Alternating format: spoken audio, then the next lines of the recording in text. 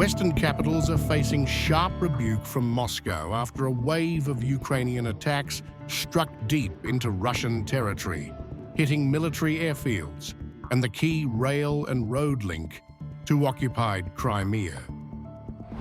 The strikes, claimed by Kyiv's SBU intelligence agency, have alarmed the Kremlin and triggered veiled warnings from top Russian diplomats about potential retaliation. Deputy Foreign Minister Sergei Ryabkov accused the United States and Britain of either turning a blind eye or being actively complicit in what he called acts of escalation by Ukraine. We demand that London and Washington react in such a way as to stop this cycle of escalation, Ryabkov said, as reported by RIA Novosti.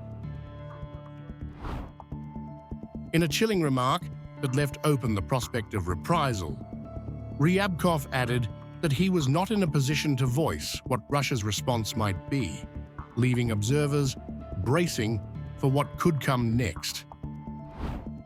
Doubling down in another statement, Ryabkov said that the lack of condemnation from Western nations suggested they at least welcomed the strikes and warned that in the worst-case scenario, they could have been involved in preparing the attacks. The Russian reaction comes just a day after a massive underwater blast struck the Kerch Bridge, which links mainland Russia to the Crimean Peninsula. Ukrainian officials confirmed that the attack, claimed by the SBU, damaged underwater supports of the bridge, a vital military supply route and a symbol of Russia's grip on Crimea.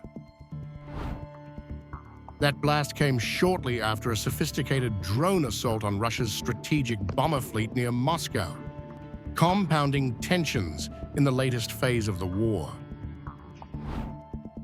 As for whether this is a process or not, I won't say. This was the second round. Whether the second round turns into a process depends on the behavior of the other side, including those who sponsor the Kiev regime and allow terrorist attacks. Attacks on civilian infrastructure and encroachment on objects that, in principle, probably, as they say about this, albeit quietly but quite clearly, in Washington, should not have come into view in this situation. With veiled threats mounting and diplomacy under fire, Russia's patience appears to be wearing thin, raising the stakes for Ukraine and putting its Western backers, particularly Washington and London, squarely in Moscow's crosshairs.